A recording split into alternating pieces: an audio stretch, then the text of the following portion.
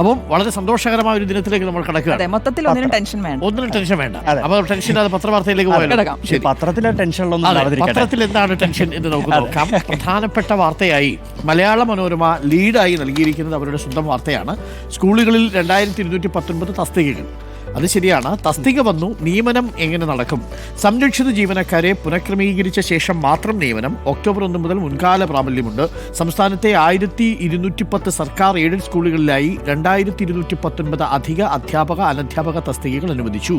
എന്നാൽ തസ്തിക നഷ്ടം സംഭവിച്ച സംരക്ഷിത ജീവനക്കാരെ പുനഃക്രമീകരിച്ചതിനു ശേഷം മാത്രമേ പുതിയ നിയമനം നടത്താൻ പാടുള്ളൂ എന്ന് നിർദ്ദേശിച്ചിരിക്കുന്നതിനാൽ പുതിയ നിയമനങ്ങൾക്ക് സാധ്യത വിരളമാണ് എന്നാണ് പറയുന്നത്. അപ്പോൾ സംരക്ഷിത അധ്യാപകർക്കായിരിക്കും പുനർനിയമനത്തിന് യോഗ്യത ഉണ്ടാവുക, അവരായിരിക്കും ഇതിനകത്ത് വരിക. കൂടുതൽ ആളുകളെ നിയമിക്കാൻ കഴിയുമോ എന്നുള്ളതാണ് ചോദ്യം. ഇതാണ് പ്രധാനപ്പെട്ട വാർത്ത നൽകിയിരിക്കുന്നത്. മറ്റു പ്രധാനപ്പെട്ട വാർത്ത ദേശാഭിമാനിയിൽ ഒരു പ്രധാനപ്പെട്ട ലീഡെന്ന് പറയുന്നത് അപകടകാരികളായ വന്യജീവികളെ കൊല്ലണം, കേന്ദ്ര അനുമതി തേടി കേരളം. ഇപ്പൊ നമുക്ക് കാട്ടുപന്നി മാത്രമാണല്ലോ അങ്ങനെ ഒരു അനുമതി ഉള്ളത്. അപ്പോൾ കുരങ്ങൻ മറ്റ് അതുപോലത്തെ ഉപദ്രവകാരികളായ വന്യമൃഗങ്ങളെ കൊല്ലാനുള്ള ഒരു അനുമതി നമ്മുടെ സർക്കാർ തേടുന്നുണ്ട്. തെരഞ്ഞെടുപ്പിന്റെ പശ്ചാത്തലത്തിൽ വളരെ പ്രധാനപ്പെട്ട തദ്ദേശ തെരഞ്ഞെടുപ്പിന്റെ പശ്ചാത്തലത്തിൽ അതെ, മാധ്യമത്തിന്റെയും പ്രധാന ലീഡ് അത് തന്നെയാണ്. സംസ്ഥാനത്തിന് കൂടുതൽ അധികാരമുള്ള നിയമനിർമ്മാണ നിർദ്ദേശം സമർപ്പിക്കാൻ വനം വകുപ്പ് സെക്രട്ടറിയെ ചുമതലപ്പെടുത്തിയിരിക്കുന്നു എന്നുള്ളതാണ്. മനുഷ്യജീവനും സ്വത്തിനും ഭീഷണിയാകുന്ന വന്യജീവികളെ വ്യവസ്ഥകൾക്ക് വിധേയമായി കൊല്ലുന്നതിന് കേന്ദ്ര സർക്കാരിന്റെ അനുമതി തേടാൻ മന്ത്രിസഭായോഗം തീരുമാനിച്ചു. നാട്ടിലിറങ്ങി ജീവനും സ്വത്തിനും ഭീഷണി ഉയർത്തുന്ന കാട്ടുപന്നിയെ കൊല്ലുന്നതിന് അനുമതി നൽകാൻ നിലവിൽ തദ്ദേശ സ്ഥാപന സെക്രട്ടറിമാരെ ചുമതലപ്പെടുത്തിയിട്ടുണ്ട്. ഇതിനായി ചീഫ് വൈൽഡ് ലൈഫ് വാർഡൻ ഉണ്ടായിരുന്ന അധികാരമാണ് കേന്ദ്ര സർക്കാർ അതത് തദ്ദേശ സ്ഥാപന സെക്രട്ടറിമാർക്ക് കൈമാറിയത്. ലൈസൻസ് ഉള്ള തോക്കുടമകളുടെ സഹായത്തോടെ കൊല്ലുന്ന പന്നികളെ സംബന്ധിച്ച വിവരം തദ്ദേശ സ്ഥാപനങ്ങൾ സൂക്ഷിക്കുകയും ചെയ്യും. ഇതേ രീതിയിൽ കുരങ്ങ്, മുള്ളൻ പന്നി തുടങ്ങിയ ഓരോ പ്രദേശത്തെയും ഭീഷണി ഉയർത്തുന്ന മൃഗങ്ങളെ കൊല്ലുന്നതിനുള്ള അനുമതിയാണ് കേന്ദ്രത്തോട് ആവശ്യപ്പെടുക. കാട്ടുപന്നി മാതൃകയിൽ അല്ലേ? അങ്ങനെ വന്നാലുള്ളൊരു അഡ്വാൻറ്റേജ് എന്ന് പറയുന്നത് ഈ തെരഞ്ഞെടുപ്പിൽ നിലമ്പൂരിലടക്കം മലയോര കർഷകർക്കുണ്ടായിരുന്ന ഒരു വിയോജിപ്പ് മറികടക്കാൻ പറ്റും. പക്ഷേ അത് അനുവദിക്കാൻ സാധ്യത കുറവാണോ? എന്താണ് അഭിപ്രായം? മാറിയ സാഹചര്യത്തിൽ എന്താണെന്ന് അറിയില്ല, അത് BJP ആണ് തീരുമാനിക്കേണ്ടത്. പക്ഷേ എന്തായാലും പന്തിപ്പോൾ കേന്ദ്ര സർക്കാരിന്റെ കോർട്ടിലാണ്. മാത്രമല്ല സർക്കാരിന് കുറ്റം പറയാനും പറ്റില്ല. പറഞ്ഞു ഒന്നുമില്ല. മാതൃഭൂമിയിലേക്ക് വന്നാൽ ആ വാർത്ത തന്നെ കൊടുത്തിട്ടുണ്ട്. പ്രധാന വാർത്തയിട്ട് കുരങ്ങും മുള്ളംപന്നിയും പോയിന്റ് ബ്ലാങ്കിൽ എന്ന തലക്കെട്ട്. വലിയ വാർത്തയാണത്, രാഷ്ട്രീയ പ്രാധാന്യമുണ്ട് ആ വാർത്തയ്ക്ക്.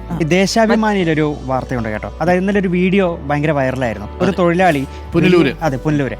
അപ്പോൾ ദേശാഭിമാനിയുടെ തലക്കെട്ട് എങ്ങനെയാണ്? വൈറലായി കരളുറപ്പിന്റെ കൊല്ലം കാഴ്ച. അതാണ് തലക്കെട്ട്. വാർത്ത എങ്ങനെയാണ്? 10 അടി ഉയരത്തിൽ നിന്ന് താഴേക്ക് പതിച്ച തൊഴിലാളിയെ സ്വന്തം കരവലയത്തിലാക്കി രക്ഷിച്ച ഗണേശന്റെ മനസാന്നിധ്യം സാമൂഹ്യ മാധ്യമങ്ങളിൽ തരംഗമായി. അതെ, അപ്പൊ കഴിഞ്ഞ കുറച്ച് ദിവസങ്ങളായി കൊല്ലം എന്ന് പറയുമ്പോൾ വേറൊരു ഇമേജ് ആണ്. കൊല്ലത്തിനെ കുറിച്ച് ചില അപവാദങ്ങൾ പറഞ്ഞ് പ്രചരിപ്പിക്കുന്നതിന് ഞങ്ങളുടെ ശ്രദ്ധയിൽപ്പെട്ടിട്ടുണ്ട്. അവരുടെ പ്രത്യേക ശ്രദ്ധിക്കാം. മുകളിൽ നിന്ന് താങ്ങാൻ കൊല്ലംകാരേ ഉള്ളൂ. മത്സ്യത്തൊഴിലാളികൾ അല്ലേ? നമ്മുടെ മത്സ്യത്തൊഴിലാളികൾ കൊല്ലത്തെ കടപ്പുറത്ത് നിന്നിറങ്ങി തിരിച്ചാണ് കേരളത്തെ രക്ഷിച്ചെടുത്തത്.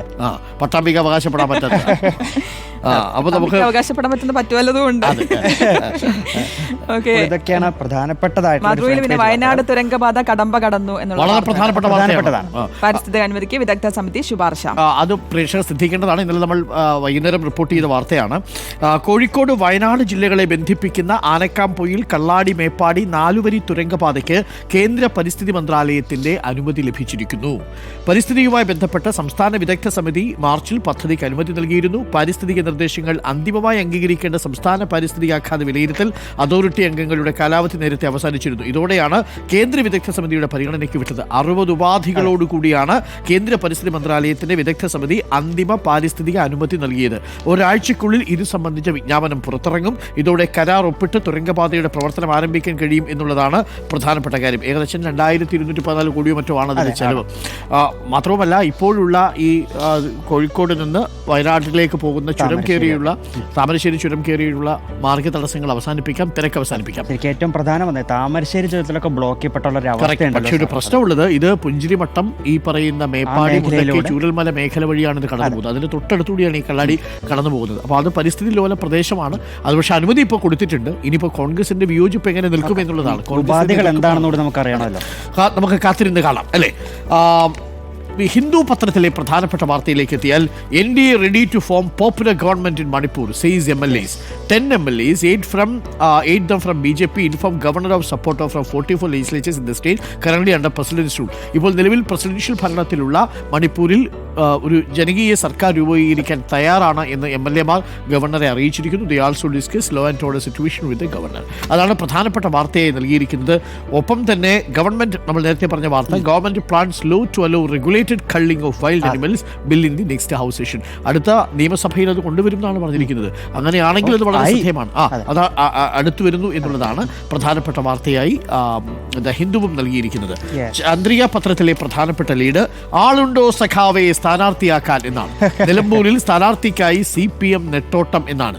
എങ്ങുമെത്താതെ ഇടതു സ്ഥാനാർത്ഥി നിർണയ ചർച്ചകൾ ബലിയാടാവാൻ ഇല്ലെന്ന് നിലപാടിൽ തോമസ് മാസ്റ്ററും M സ്വരാജും.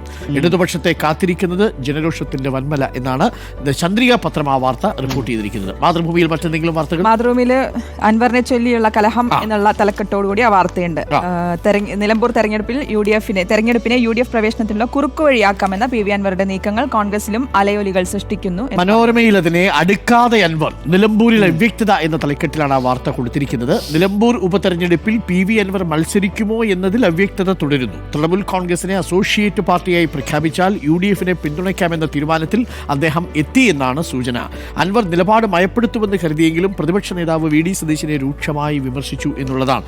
കൈവിട്ട ആയുധവും വാവിട്ട വാക്കും.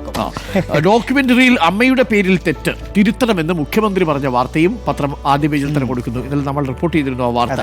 കേരള സെക്രട്ടേറിയറ്റ് എംപ്ലോയീസ് അസോസിയേഷൻ സംഘടിപ്പിച്ച, അവർ നിർമ്മിച്ച പിണറായി ദ ലെജൻഡ് ഡോക്യുമെന്ററി തിരുവനന്തപുരത്ത് പ്രകാശനം ചെയ്ത് നടൻ കമൽഹാസൻ മുഖ്യമന്ത്രി പിണറായി വിജയനോടൊപ്പം അത് കാണുന്നുണ്ട്. മുഖ്യമന്ത്രി വളരെ കൗതുകത്തോടു കൂടി 30 മിനിറ്റ് ദൈർഘ്യമുള്ള ആ ഡോക്യുമെന്ററി പൂർണ്ണമായിട്ടും കണ്ടിരുന്നു. പക്ഷെ അമ്മയുടെ പേര് അതിനകത്ത് തെറ്റിപ്പോയി.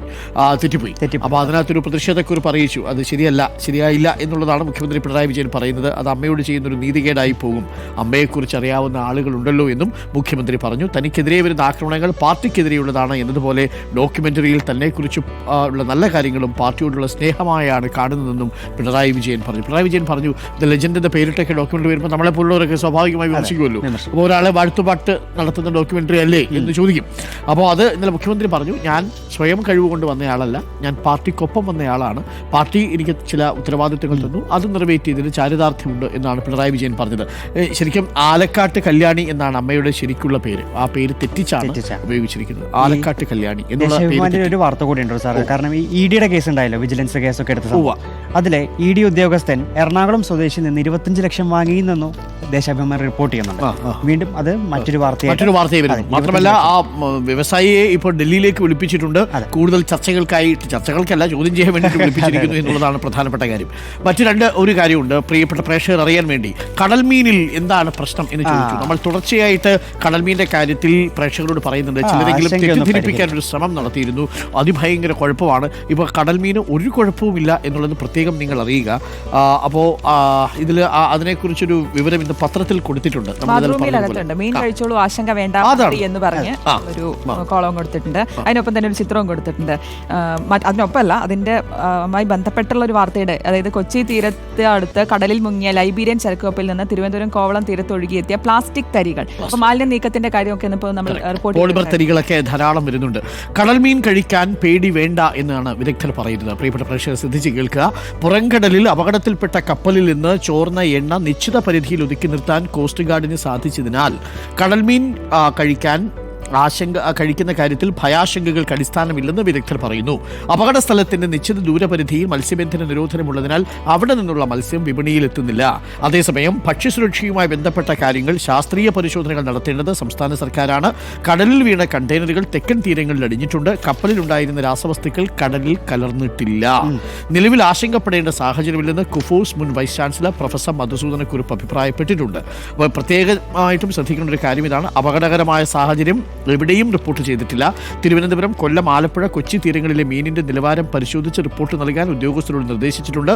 ഭീതി മാറ്റാൻ മീൻ സദ്യ പോലുള്ള ഫെസ്റ്റിവലുകൾ സംഘടിപ്പിക്കും. നമുക്ക് പോകണം കേട്ടോ, വലിയ മീൻ സദ്യ വരാൻ പോവുകയാണ് എന്നാണ് മിനിസ്റ്റർ സജി ചെറിയാൻ പറയുന്നത്. കാര്യം മാത്രം അത് മത്സ്യത്തൊഴിലാളികളെ സംബന്ധിച്ച് വളരെ ആശങ്കയുണ്ടാക്കുന്ന കാര്യമാണ്. അത് ഉണ്ടാവാൻ പാടില്ല. ഇന്നലെ തന്നെ എന്നെ വാടി കടപ്പുറത്ത് നിന്നൊരു മത്സ്യത്തൊഴിലാളി വിളിച്ചു, പറഞ്ഞു സാറ് എങ്ങനെയെങ്കിലും ഇത് പറയണം. ഞാൻ പറഞ്ഞു പിന്നെന്താ, തീർച്ചയായിട്ടും നമുക്കത് പറയാം. പക്ഷേ നമുക്ക് പറയണമെങ്കിൽ ഒരു വിദഗ്ധ അഭിപ്രായം വേണം, നമ്മളല്ലല്ലോ ഇത് തീരുമാനിക്കുന്നത്. പക്ഷേ ഇപ്പോൾ കുഫോസിന്റെ മുൻ പ്രൊഫസർ അടക്കം പറഞ്ഞിരിക്കുന്നു, ഒരു കുഴപ്പമില്ല, മിനിസ്റ്റർ അടക്കം പറഞ്ഞിട്ടുണ്ട്. അതുകൊണ്ട് പ്രിയപ്പെട്ട പ്രേക്ഷകർക്ക് നന്നായിട്ട് രുചികരമായ ആരോഗ്യകരമായ ഭക്ഷണം കഴിക്കുക. മത്സ്യം കഴിക്കുന്നതിനൊന്നും തടസ്സമില്ല. മത്സ്യമൊക്കെ കഴിക്കുന്ന കൂട്ടത്തിലല്ലേ? അപ്പോൾ മീൻ സദ്യ വെജാണ്. ഓക്കെ, അപ്പോൾ മീൻ സദ്യ വരുന്നു. അപ്പോൾ മീൻ സദ്യ കഴിക്കാൻ വേണ്ടി പ്രേക്ഷകരും തയ്യാറെടുത്തോളൂ. മിനിസ്റ്റർ എന്തായാലും ആ കാര്യം പറഞ്ഞിട്ടുണ്ട്. അപ്പോൾ പ്രിയപ്പെട്ടവരെ, സമയം ഇപ്പോൾ 6 മണി കഴിഞ്ഞ് 52 മിനിറ്റ് ആയിരിക്കുകയാണ്. അപ്പോൾ നമുക്ക് ഇന്നത്തെ വാർത്തകളിലേക്ക് കടക്കേണ്ട സമയമാവുന്നു അല്ലേ? പ്രധാനപ്പെട്ട വാർത്തകളൊക്കെ ഏകദേശം നമ്മൾ തൊട്ടുപോയി എന്നാണ്. അപ്പോൾ പ്രധാന ചോദ്യം ഇതാണ്, അൻവർ അടുക്കുമോ അതല്ല ഈ കപ്പൽ ലീഗ് അടുപ്പിക്കുമോ എന്നുള്ളതാണ് ചോദ്യം. അതാ കടുപ്പിക്കുമോ, അൻവർ അടുക്കുമോ അതോ അൻവർ കടുപ്പിക്കുമോ? തെരഞ്ഞെടുപ്പ് അടുത്ത് വരുന്ന സമയത്ത് UDF ഇത്തരത്തിലൊരു ഭിന്നത വന്നോ നോക്കൂ സാർ, അതാണ് അത് അവർ പ്രതീക്ഷിച്ചില്ല എന്നുള്ളതാണ് യാഥാർത്ഥ്യം. അതിന്റെ കാരണം പെട്ടെന്ന്, വളരെ പെട്ടെന്ന് അൻവർ നടത്തിയ ഒരു സ്റ്റേറ്റ്മെന്റ്, അതായത് ഈ ആര്യാടൻ ഷൗക്കത്തിനെ കുറിച്ച് നടത്തിയ ഒരു സ്റ്റേറ്റ്മെന്റ് ആണ് ഇപ്പോൾ വിനയായിത്തീരുന്നത്. ബാക്കിയൊക്കെ അവർ സഹിക്കുമായിരുന്നു. പക്ഷേ UDF സ്ഥാനാർത്ഥിയെ തീരുമാനിച്ചതിന് ശേഷം സ്ഥാനാർത്ഥിയെക്കുറിച്ച് പൊതുജനമധ്യത്തിൽ അവമതിപ്പുണ്ടാക്കുന്ന ഒരു സ്റ്റേറ്റ്മെന്റ് നടത്തിയ ആളെ എങ്ങനെ ഇന്നലെ സണ്ണി ജോസഫ് വളരെ വ്യക്തമായിട്ടല്ലേ പറഞ്ഞത്. UDF നിശ്ചയിച്ച സ്ഥാനാർത്ഥിയെക്കുറിച്ച് മോശമായി പറഞ്ഞാൽ ആ നിലപാട് തിരുത്താതെ എങ്ങനെ UDF എടുക്കും? വളരെ ലോജിക്കലായ ചോദ്യമാണ്. അത് മറുപടി PV അൻവറാണ് ചെയ്യേണ്ടത്. ആരുടെ ഈഗോയും രാഷ്ട്രീയത്തിൽ നല്ലതല്ല. മാത്രമല്ല, നമുക്ക് എപ്പോഴും പറയാനുള്ളൊരു കാര്യമുള്ളൂ, എല്ലാ രാഷ്ട്രീയ നേതാക്കളോടും നമ്മളോടും, ക്ഷമ ആട്ടിൻ സൂപ്പിന്റെ ഗുണം ചെയ്യും. പലപ്പോഴും ബ്രേക്കിംഗ് വാർത്ത കൊടുക്കുന്ന സമയത്ത് നമുക്ക് ക്ഷമയില്ലാതെ പോകുന്നത് വലിയ പിഴവുകൾ ഉണ്ടാക്കിയിട്ടുണ്ട്. അതും യാഥാർത്ഥ്യമാണ്. അതേപോലെയാണ് രാഷ്ട്രീയ നേതാക്കളുടെ കാര്യത്തിലും. ക്ഷമ രാഷ്ട്രീയത്തിൽ ആട്ടിൻ സൂപ്പിന്റെ ഗുണം ചെയ്യും എന്നുള്ളതാണ്. അപ്പോൾ പ്രിയപ്പെട്ടവരെ, നമുക്ക് ഇന്നത്തെ വാർത്തകളിലേക്ക് കടക്കേണ്ട സമയമാണ്. അപ്പം നല്ലൊരു മഴക്കാലം ആശംസിക്കുന്നു. വെങ്കിക്കും ഓക്കെ, സുഡു വാർത്തകളിലേക്ക്